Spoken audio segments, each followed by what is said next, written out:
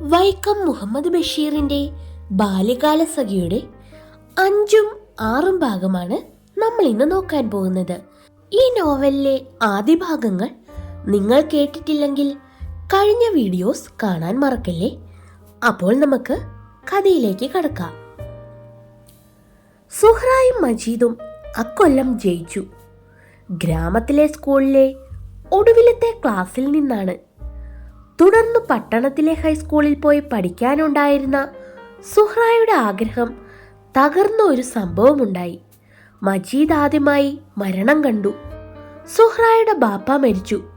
അതോടെ അവളും അവളുടെ 2 ഇളയ സഹോദരിമാരും ഉമ്മായും നിരാശ്രയരായി. എല്ലാം കൂടി അവർക്കുണ്ടായിരുന്നത് ഒരു മുറി പുരയിടവും ചെറിയൊരു വീടുമാണ്. അടയ്ക്കാ കച്ചവടം മൂലം കിട്ടിയിരുന്ന ലാഭം കൊണ്ടാണ് അവളുടെ ബാപ്പ ആ കുടുംബം പുലർത്തിയിരുന്നത്. വെളുത്ത തൊപ്പിയും ചെമ്മണ്ണ് പുരണ്ട മുഷിഞ്ഞ മുണ്ടും അതുപോലത്തെ തോർത്തുമാണ് അദ്ദേഹം ധരിക്കുക. കറുത്ത താടിയുള്ള വെളുത്ത വട്ടമുഖത്തെ കറുത്ത മിഴികൾ പുഞ്ചിരി തൂകുന്നവയായിരുന്നു. മുന്നോട്ടൽപ്പം വളവോടെ മടക്കിയ ചാക്ക് കക്ഷത്തിൽ വെച്ച് അദ്ദേഹം നടക്കും. നാട്ടിലുള്ള വീടുകളിൽ നിന്ന് അടയ്ക്ക വാങ്ങിച്ച് ചാക്കിൽ നിറച്ചു കെട്ടി തന്നെത്താൻ ചുമന്നുകൊണ്ടുപോയി പട്ടണത്തിൽ വിൽക്കും. വലിയ സംഭാഷണപ്രിയനാണ്. കണ്ടിട്ടുള്ള രാജ്യങ്ങളിലെ വിശേഷങ്ങളൊക്കെ മജീദിനോട് പറയും. വെളിയിലാണ് യഥാർത്ഥ മുസൽമാന്മാരുള്ളത്. ആ ഗ്രാമത്തിലുള്ളവരോ അന്ധവിശ്വാസികൾ, ഹൃദയ കാഠിന്യമുള്ളവരും. നല്ലവരെ കാണണമെങ്കിൽ വെളിയിൽ പോണം. ഇവിടുള്ളവർ കരുതണത് ഇവര് മാത്ര ശരിയായ ഇസ്ലാമിങ്ങള്. അറിവില്ലാത്തതിൻ്റെ ഒറ്റ ദൂഷ്യം. പടച്ചോൻ വേണ്ടി വെച്ച് നിങ്ങളൊക്കെ പഠിച്ചു വലുതായി വരുമ്പോൾ ഈ സ്ഥിതിയൊക്കെ പോകും. സുഹ്റായെ വലിയ പരീക്ഷകൾ പാസ്സാക്കണമെന്നുള്ളതായിരുന്നു അദ്ദേഹത്തിൻ്റെ ജീവിതത്തിലെ ഏറ്റവും വലിയ ആഗ്രഹം. പിന്നെ അദ്ദേഹം പറയും, അവള് വലിയ ഉദ്യോഗം ഭരിക്കുമ്പോൾ ഞമ്മളെയൊക്കെ മറക്കും. അതെൻ്റെ ബാപ്പ ആണെന്ന് പറയാൻ അവൾക്ക് വലിയ നാണായിരിക്കും. അത് ശരിയാണ്, മജീദ് കള്ളനോട്ടത്തോട് പറയും. സുഹ്റ വലിയ അന്തസ്സുകാരിയാ. അപ്പോൾ സുഹ്റ വാതിലിന്റെ മറവിൽ നിന്നുകൊണ്ട് കണ്ണുകൾ മിഴിച്ച് പല്ലുകൾ ഞെരിച്ച് അല്പം രൂക്ഷത പ്രദർശിപ്പിച്ചിട്ട് ശബ്ദമുണ്ടാക്കാതെ പറയും, ഉമ്മണി വലിയ ഒന്ന്. അതുപോലുള്ള സന്ദർഭങ്ങളിൽ മജീദ് അവളെ ശിക്ഷിക്കും. അതൊരു പ്രത്യേക തരത്തിലാണ്. അവന്റെ പക്കൽ എപ്പോഴുമുള്ള റബ്ബർ തെറ്റാലിയിൽ മടിയിൽ നിന്നൊരു ചെറിയ ഉരുളൻ കല്ലെടുത്തു വെച്ച് സുഹ്റായുടെ കണങ്കാൽ നോക്കി പതുക്കെയൊന്ന് വലിച്ചുവിടും. ഉന്നം പിഴയ്ക്കാറില്ല. കണങ്കാലിൽ കൊണ്ടു കഴിയുമ്പോൾ അവൻ പറയും, ആ കതകിൽ പറ്റിയിരുന്ന ചുണ്ണാമ്പിൽ തന്നെ ഞാൻ കൊള്ളിച്ച്. സുഹ്റ അനങ്ങുകയില്ല. അവളുടെ കണ്ണുകളിൽ നിന്ന് 1-2 തുള്ളി കണ്ണുനീർ അടർന്നു വീഴും. അത്രമാത്രം. അതൊന്നും കാണാത്ത സുഹ്റായുടെ ഉമ്മ മജീദിനോട് പറയും, നീ ഈ ഉന്നം നോക്കി നോക്കി ഞങ്ങളുടെ കലോൻ ചട്ടിയുമൊക്കെ പൊട്ടിച്ചു തീർക്കും മജീദേ. നിങ്ങളെപ്പോലെ മുതലുണ്ടോ ഞങ്ങൾക്ക്? ഓ, ഞാനിനി ഉന്നം നോക്കാൻ വരുന്നില്ല. ഞാൻ ഈ രാജ്യത്ത് നിന്നൊക്കെ ദൂരെ ദൂരെ പോകാൻ പോവുകയാണ്. എവിടെ? 6 മാസത്തെ വഴിക്കപ്പുറത്ത്. എന്നിട്ട് സുഹ്റ പറയും, സന്ധ്യയ്ക്ക് വീട്ടിലേക്ക് പോരും. അതാണ് മജീദിനെ പറ്റിയുള്ള സുഹ്റായുടെ അഭിപ്രായം. സുഹ്റായെ പറ്റിയുള്ള മജീദിന്റെ അഭിപ്രായം അങ്ങനെയല്ല. എന്നിട്ട് ഞാൻ നാടൊക്കെ ചുറ്റി മടങ്ങി വരുമ്പോൾ സുഹ്റ വലിയ ഉദ്യോഗസ്ഥയായിരിക്കും. അപ്പോൾ ഈ ശ്രീമതി എന്നെ കണ്ടാൽ കണ്ടിട്ടുള്ള ഭാവം പോലും കാണിക്കുകയില്ല. വിദൂരവും സംതൃപ്തവുമായ ഭാവിയെ കണ്ടിട്ടെന്ന പോലെ നേരിയ മന്ദഹാസത്തിന്റെ ഉദയം അവളുടെ മുഖത്തുണ്ടാവും. വളരെ ആലോചനയ്ക്ക് ശേഷം അവൾ പറയും, ചെറുക്കനല്ലേ പഠിച്ചു പഠിച്ച് വലിയ ഉദ്യോഗസ്ഥനാവാൻ പോകുന്നത്. ഞങ്ങൾക്ക് പണമില്ലല്ലോ. സുഹ്റായുടെ ബാപ്പ പറയും, പണമൊക്കെ നമുക്ക് അല്ലാഹ് തരും. ഞമ്മക്ക് 3 പേർക്കും കൂടി ഒന്നിച്ചു പോകാം. പട്ടണത്തിലെ പള്ളിക്കൂടത്തിന്ന് ഞാൻ അടയ്ക്ക വിറ്റേച്ച് ദിവസവും പള്ളിക്കൂടത്തിന്റെ വാതൊക്കെ വന്ന് നിന്നോളാം. പക്ഷേ അതിന് തരപ്പെട്ടില്ല. അദ്ദേഹം മഴ നനഞ്ഞു വന്ന് 2-3 ദിവസം പനിയായിട്ട് കിടന്നു. 3-ാം ദിവസം സന്ധ്യയ്ക്ക് മരിച്ചു. മരണശയ്യയ്ക്കടുത്ത് മജീദുമുണ്ടായിരുന്നു. കെട്ടുപോയ വിളക്കിന്റെ പുക പിടിച്ച് കറുത്ത ചിമ്മിനി പോലെ ആ മിഴികൾ രണ്ടും. വെളിച്ചവും ചൂടും പോയ അനക്കമില്ലാത്ത ആ ശരീരം. പിറ്റേ ദിവസമാണ് മയ്യത്തു മറവ് ചെയ്തത്. അന്ന് സന്ധ്യയ്ക്ക് സുഹ്റായെ പ്രതീക്ഷിച്ച് പതിവ് പോലെ മജീദ് മാവിൻ ചുവട്ടിൽ നിൽക്കുകയായിരുന്നു. അവൾ ദുഃഖഭാരത്തോടെ സാവധാനം മജീദിന്റെ അടുത്തു വന്നു. മജീദ് ആ മുഖത്തേക്ക് നോക്കിയപ്പോൾ അവൾ പൊട്ടിക്കരഞ്ഞുപോയി. മജീദിനൊന്നും പറയുവാൻ കഴിഞ്ഞില്ല. അവന്റെ കണ്ണീർ കണങ്ങൾ അവളുടെ മൂർധാവിലും അവളുടേത് അവന്റെ നെഞ്ചിലും വീണ് ഒഴുകിക്കൊണ്ടിരുന്നു.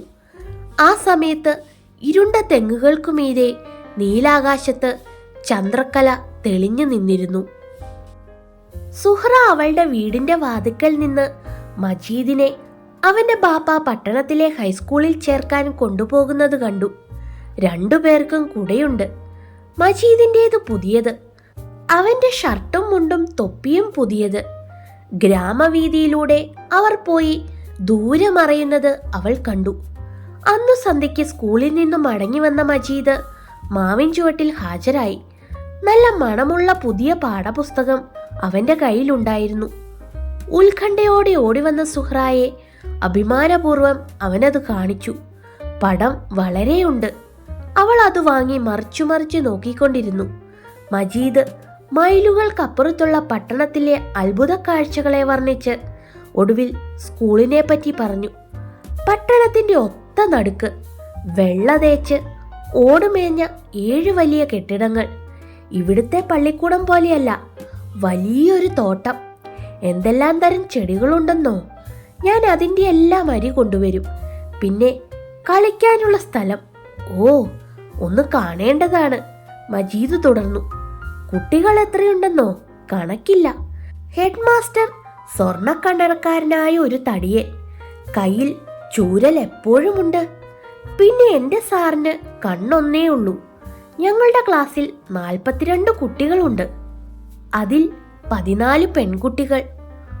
ഉൾക്കത്തലോടെ മജീദ് പെട്ടെന്ന് നിർത്തി. സുഹ്റായുടെ കണ്ണുനീർ പുസ്തകത്തിൽ. സുഹ്റ, മജീദ് വിളിച്ചു. കണ്ണുനീരിന്റെ ഹേതുവെന്തെന്ന് അവന് മനസ്സിലായില്ല. കരയുന്നതെന്തിന്? മജീദ് വീണ്ടും വീണ്ടും ചോദിച്ചു. ഒടുവിൽ അവൾ മുഖമുയർത്തി പതുക്കെ പറഞ്ഞു, എനിക്കും പഠിക്കണം. സുഹ്റായ്ക്കും പഠിക്കണം. റബ്ബേ, അതിനെന്തു വഴി? മജീദ് ചുഴിഞ്ഞു ചിന്തിച്ചു. ചീവീട് കരയുന്നത് പോലെയുള്ള ശബ്ദം അവന്റെ തലയ്ക്കുള്ളിൽ മുഴങ്ങിക്കൊണ്ടിരുന്നു. അവസാനം വഴിയുണ്ടായി. മജീദ് പറഞ്ഞു, ഞാൻ പഠിക്കുന്നത് ദിവസവും സുഹ്റായ്ക്ക് പറഞ്ഞു തരാം. അങ്ങനെ സമ്മതിച്ചു പോന്നെങ്കിലും അതിനേക്കാൾ ഉത്തമമായ മാർഗം മജീദ് കണ്ടുപിടിച്ചു. മജീദിന്റെ വീട്ടിൽ ധാരാളം സ്വത്തുണ്ടല്ലോ. സുഹ്റയെ കൂടി പള്ളിക്കൂടത്തിലയച്ചു പഠിപ്പിച്ചാലെന്ത്? ബാപ്പായോട് പറയാൻ പേടി. ഉമ്മായോട് പറയാം. അവൻ ഉറച്ചു. ബാപ്പ ആൾ സ്നേഹസമ്പന്നനാണ്, ലേശം മുൻകോപിയും. താൻ പറയുന്നത് മനസ്സിലായോ ഇല്ലയോ എന്ന് കൂട്ടിച്ചേർക്കും. അന്ന് രാത്രി ഊണ് കഴിഞ്ഞ് ബാപ്പ വെറ്റിലയിൽ ചുണ്ണാമ്പ് തേക്കുകയായിരുന്നു. ഉമ്മ അടയ്ക്കാൻ നുറുക്കിക്കൊണ്ടിരുന്നു. പതറുന്ന ഹൃദയത്തോടെ മജീദ് ഉമ്മായുടെ അടുത്ത് ചെന്നിരുന്ന് പതുക്കെ വിളിച്ചു, ഉമ്മ. മാതാവ് വാത്സല്യപൂർവ്വം ചോദിച്ചു, എന്താ മോനെ? മജീദ് പതുക്കെ പറഞ്ഞു, നമുക്കാ സുഹ്റയെയും പഠിപ്പിച്ചാലെന്താ? കുറെ സമയത്തേക്ക് ആരും ഒന്നും പറഞ്ഞില്ല. ബാപ്പ വെറ്റില മടക്കി ചുരുട്ടി വായിൽ വെച്ച് നുറുക്കി അടക്കിയും വായിലിട്ട് ചവച്ചു. എന്നിട്ട് തങ്കം പോലെ പ്രകാശിച്ചുകൊണ്ടിരുന്ന പിച്ചളച്ചെല്ലത്തിൽ നിന്ന് വെള്ള ഡപ്പിയെടുത്ത് തുറന്നു. രൂക്ഷമായ ഒരു സുഗന്ധം അവിടെ എങ്ങും വ്യാപിച്ചു. ഇടിച്ചുകൂട്ടിയ പുകയില കൈവെള്ളയിലാക്കി വായിലിട്ടു. മോണയിലേക്ക് നീക്കി. എന്നിട്ട് മുറ്റത്തേക്ക് നീട്ടിയൊന്ന് തുപ്പി. ഇതിലോട്ട് തുപ്പിയാ പോരെ? ഉമ്മ കോളാമ്പി നീക്കി വെച്ചു കൊടുത്തിട്ട് പറഞ്ഞു. ആ ചെടിയുടെ ഇലയിലെല്ലാം ചോര പോലെ കിടക്കും. അമന്റെ ഉമ്മാടെ ചെടി എന്നു പരിഹാസത്തോടെ പറഞ്ഞിട്ട് ബാപ്പ ചാരുകസേരയിൽ മലർന്നു. പകലിനേക്കാൾ പ്രകാശമേറിയ ശരറാന്തലിന്റെ ഉഗ്രമായ വെളിച്ചത്തിൽ ബാപ്പായുടെ ഫ്ലാനൽ ഷർട്ടിന്റെ പൊൻകുടുക്കുകൾ മഞ്ഞളിച്ചു തിളങ്ങി. കറുത്ത പുരികക്കൊടികൾ ഉയർന്നു. തവിട്ട് നിറത്തിലുള്ള തോലുപോലെ മിനുത്ത നെറ്റി ചുളിഞ്ഞു. സ്വർണ്ണ കണ്ണടയുടെ വട്ടച്ചിലൂടെ ബാപ്പ നോക്കി മജീദിനെ പറ്റിയുള്ള അഭിപ്രായം രേഖപ്പെടുത്തി. എടി, ഇമ്മൻ എവിടെയെങ്കിലും പൊയ്ക്കോട്ടെ. രാജ്യമൊക്കെ ഒന്ന് ചുറ്റിയിട്ടേ ഞമ്മളെപ്പോലത്തെ ലോഹരൊക്കെ കഴിയണതെങ്ങനെയെന്ന് ഇവനൊന്ന് പഠിക്കട്ടെടി. മനസ്സിലായോ? ഇല്ല, ഇനി തുടങ്ങി. എന്തെങ്കിലും മുണ്ടിപ്പോയ ഉടനെ പൊക്കോ, രാജ്യം വിട്ടോ. എന്നാലും എന്തിനാ ഇതൊന്നും പറയണത്? എടീ, ഇവന് ബുദ്ധിയില്ല. മറ്റുള്ളവർക്ക് ഒത്തിരി ബുദ്ധിയുണ്ട്. ഉമ്മായുടെ ഒരു മുള്ളുവാക്ക് ബാപ്പ വിടുമോ? എടീ, ഇവനു കിട്ടിപ്പോയത് നിന്റെ ബുദ്ധിയാ, മനസ്സിലായോടി? ഇല്ല. ഓ, ഇപ്പ ആയപ്പ എന്റെ ബുദ്ധിക്ക് വലിയ കുറ്റം റബ്ബിന്റെ ബേണ്ടിയ. എടീ, അല്ലെങ്കിൽ ഇവൻ ഇത് തോന്നോ? എടീ, എന്റെ അനുഷ്യന്മാർക്കെല്ലാം കൂടെ 26 മക്കള്. നിന്റെ അനുഷ്യന്മാർക്കും അനുഷ്യത്തിമാർക്കും എല്ലാം കൂടെ ഭഗന്ത പോലെ 41 എണ്ണം. എടീ, അതെല്ലാം കൂടെ ഇവിടെ വന്ന് ചോറ് തിന്നുമ്പോ ഞാൻ വല്ലതും പറയണുണ്ടോടി? ഇല്ല. എന്റെ ബദരീങ്ങളെ, എന്തൊരു പങ്കപ്പാടാണിത്. എടീ, നീ 1000 ബദരീങ്ങളെ വിളി, എന്നാലും നിനക്ക് ബുദ്ധി ഉണ്ടാകുവോ? ഇല്ല. ഞാൻ പറയണത് നിനക്ക് മനസ്സിലാകുവോ? ഇല്ല. എന്നാ പിന്നെ എഴുതി കാണീര്. എഴുത്തറിയാൻ വയ്യാത്ത ഉമ്മ പറഞ്ഞു. അത് കേട്ടു ബാപ്പ പൊട്ടിച്ചിരിച്ചു. ഉമ്മായുടെ വെളുത്ത കുപ്പായത്തിൽ ചെമന്ന തുപ്പൽ തുള്ളികൾ നിറഞ്ഞു. പോടിയപ്പുറത്ത് ബാപ്പ ആജ്ഞാപിച്ചു. പോയി നിന്റെ കുപ്പായം മാറ്റിക്കൊണ്ടുവാ, മനസ്സിലായോടി? ഇല്ല. ഉമ്മ പോയി കുപ്പായം മാറി വേറൊന്ന് ധരിച്ചിട്ട് വന്നു. ബാപ്പ തുടർന്നു. എയ്ത്ത്. എടീ, നിന്റെ ബാപ്പ പഠിച്ചിട്ടുണ്ടോ? ഇല്ല. എടീ, നിന്റെ ആങ്ങളമാര് പഠിച്ചിട്ടുണ്ടോ? ഇല്ല. ഉമ്മ വിടുമോ? ഓ, നിങ്ങളുടെ എല്ലാരും ഒത്തിരി പഠിച്ചിട്ടുണ്ട്. അതിനു ബാപ്പ വളരെ സമയത്തേക്ക് ഒന്നും പറഞ്ഞില്ല. ബാപ്പ എഴുത്തു പഠിച്ചിട്ടില്ല. ബാപ്പായുടെ ബാപ്പായും ബാപ്പായുടെ ഉമ്മായും എഴുത്തു പഠിച്ചിട്ടില്ല. അതുമ്മ ഓർമ്മിപ്പിച്ചത് കാരണം ബാപ്പായ്ക്ക് ദേഷ്യം വന്നു. അധികം പറഞ്ഞാലുണ്ടല്ലോടി, ബാപ്പ ഗർജിച്ചു. നിന്റെ ശംഖ് ഞാൻ ചവിട്ടി വെള്ളമാക്കും, മനസ്സിലായോടി? ഇല്ല. അതിനുമ്മ എന്തെങ്കിലും സമാധാനം പറഞ്ഞാൽ ഉടനെ വഴക്കുണ്ടാക്കുമായിരുന്നു. ചെല്ലമെടുത്ത് മുറ്റത്തേക്കെറിയും. ഉമ്മായെ അടിക്കും, മജീദിനെ അടിക്കും, മജീദിന്റെ സഹോദരിമാരെ അടിക്കും. മാത്രമല്ല, മജീദിന്റെ ചെടികൾ മുഴുവൻ വലിച്ചു പിഴുതുകളയും. അതുകൊണ്ട് ഉമ്മ ഒന്നും സമാധാനം പറഞ്ഞില്ല. ഉമ്മ ഒന്നും പറയാത്തത് കൊണ്ട് ബാപ്പ ചോദിച്ചു, എന്താടി, നാവിറങ്ങിപ്പോയോ? ഇല്ല. ഉമ്മ വളരെ ശാന്തതയോടെ ചോദിച്ചു, ഇതൊക്കെ എന്തിനാ പറയണത്? മജീദ് ഒന്ന് ചോദിച്ചു പോയി. റംബിന്റെയും നേർച്ചക്കാരിയുടെയും ബേണ്ടി കൊണ്ട് ഞമ്മക്ക് ബേണ്ടിയോളം മുതലുണ്ടല്ലോ. ഇപ്പൊ ആ സുഹ്റാടെ ബാപ്പ മരിച്ചുപോയി. ഇപ്പൊ അതുങ്ങൾക്ക് ആരുമില്ല.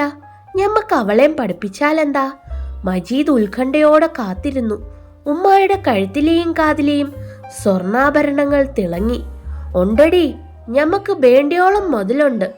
നിന്റെ ബാപ്പ സമ്പാദിച്ചു തന്നതോ അതോ നിനക്ക് സിറീധനം കിട്ടിയതോ? തുടങ്ങി സിറീധനം. ചുമ്മാ കെട്ടിക്കൊണ്ടു പോന്നതല്ലേ. എണ്ണിക്കൊണ്ടേ 1000 രൂപയും പിന്നെ കൈത്തേലും കാതിലും കയ്യേലും കാലേലും പിന്നെ അരയിലുമേ നിറച്ചു പൊന്നും തന്നതേ മറന്നുപോയോ? ബാപ്പ മീശ പിരിച്ചു. അവിടെ 1000 തൊലിഞ്ഞ രൂപ. എടി, നിന്നോളം തൂക്കത്തി രൂപ കൊടുത്താലും നിന്നെ പോലത്തെ ബുദ്ധിയില്ലാത്തതിനെ വല്ലോരും കെട്ടുവോടി? ഇല്ല. എന്നാ ഇനി ഒരു ബുദ്ധിയുള്ളതിനെ പോയി കെട്ട്. കെട്ടുമടി, കെട്ടും. എന്നെ പോലത്തെ യോഗ്യതയുള്ള ആണുങ്ങൾക്ക് 1000 അല്ലടി 10,000 തരാൻ ആളുണ്ട്, മനസ്സിലായോടി? ഇല്ല. ഉമ്മ അതിനൊന്നും പറഞ്ഞില്ല. വേണമെങ്കിൽ ബാപ്പായ്ക്ക് എത്ര എണ്ണത്തിനെ വേണമെങ്കിലും കെട്ടാം. ഉമ്മ ഒന്നും പറയാത്തത് കൊണ്ട് ബാപ്പായ്ക്ക് ശുണ്ടി വന്നു. അവള് പറഞ്ഞു കേട്ടോ, ഞമ്മക്ക് വേണ്ടിയോളം മുതലുണ്ടെന്ന്. അത് ഒറ്റ കാശിനു പോലും മുതലില്ല എന്ന ഭാവത്തിലാണ്. മജീദിന് സത്യം അറിയാമായിരുന്നു.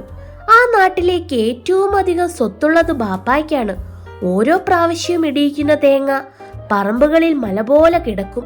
ഓരോ പ്രാവശ്യവും കൊയ്തു മെതിച്ചു കൊണ്ടുവരുന്ന നെല്ലിടാൻ സ്ഥലം പോരായിരുന്നു. അതിനൊക്കെ പുറമെ തടിക്കച്ചവടത്തിൽ മികച്ച ലാഭം കിട്ടിക്കൊണ്ടിരുന്നു. ഒരിക്കൽ തടി വിറ്റുകൊണ്ടുവന്നത് മുഴുവൻ കുതിരപ്പവനായിരുന്നു. അത് വെള്ളക്കടലാസിൽ കുന്നുപോലെ ചൊരിഞ്ഞിട്ട് ശരറാന്തലിന്റെ മുൻപിൽ വെച്ച് ബാപ്പ എണ്ണി എണ്ണി അട്ടിവെച്ച് മടിശീലയിൽ കെട്ടി പെട്ടിയിൽ വെച്ചു പൂട്ടി. പൂട്ടുന്നതിനു മുമ്പ് മജീദ് അത് വാരിക്കളിച്ചു. അതിന്റെ മഞ്ഞദ്യുതിയും മന്ത്രരവവും മജീദിന് വിസ്മരിക്കുവാൻ കഴിഞ്ഞിട്ടില്ല. അത്രയ്ക്ക് ധനികരായവർക്ക് ഈ ഒരു സാധുബാലികയെ പഠിപ്പിച്ചുകൂടെ? ഉമ്മ പറഞ്ഞു. ഇല്ലെന്നു പറയല്ലേ, ഞമ്മക്കുണ്ടല്ലോ. ഈ നാട്ടിലുള്ളവരൊക്കാണെ സ്വത്ത് ഞമ്മക്കില്ലേ? മജീദിന്റെ അത്രയല്ലേ ആകുവുള്ളൂ. ആ സൊഹറാനെയും പഠിപ്പിച്ച ബാപ്പയ്ക്ക് ദേഷ്യം വന്നു.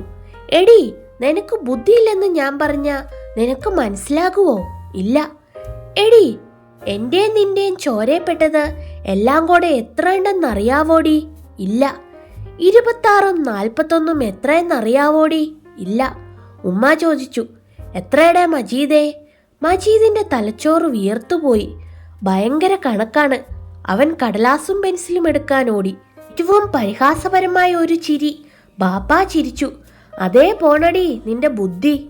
മജീദ് കടലാസും പെൻസിലും കൊണ്ടുവന്ന് 26ന്റെ അടിയിൽ 41 എഴുതി. എന്നിട്ട് വിയർത്തു കുളിച്ച് അവൻ കൂട്ടാൻ തുടങ്ങി. അപ്പോൾ ചിരിച്ചുകൊണ്ട് ബാപ്പ പറഞ്ഞു, എടി 67. അപ്പോഴേക്കും മജീദും കൂട്ടിക്കഴിഞ്ഞിരുന്നു. ശരിയാണ്, 67. മജീദ് സമ്മതിച്ചു. ബാപ്പ ഗർജിച്ചു. എടി, ബാപ്പ തുടർന്നു, ആ സൊഹ്റ നല്ല പെണ്ണാ, മിടുക്കത്തിയാ. എന്നാലും അവളെ നമ്മൾ പഠിപ്പിക്കണമെങ്കിൽ 67 എണ്ണത്തിനെയും പഠിപ്പിക്കണം. അതിനു മാത്രം മുതൽ ഞമ്മക്കൊണ്ടോടി. ഉമ്മ ഒന്നും പറഞ്ഞില്ല. അവൻ പോയില്ല അപ്പുറത്ത്. മജീദിനെ നോക്കി ബാപ്പ വീണ്ടും പറഞ്ഞു, പോടാ. മജീദ് വിഷമത്തോടെ പോയി. അവൻ ജനലിങ്കൽ നിന്ന് ഇരുളിലൂടെ സുഹ്റായുടെ വീട്ടിലേക്ക് നോക്കിയപ്പോൾ കൈകളിൽ മുഖം താങ്ങിക്കൊണ്ട് മണ്ണെണ്ണ വിളക്കിന്റെ മഞ്ഞ തീനാളത്തിൽ നോക്കി ചിന്താജ്ഞയായി വരാന്തയിലിരിക്കുകയാണ് സുഹ്റ. എന്തിനെ പറ്റിയാണ് അവൾ ചിന്തിക്കുന്നത്?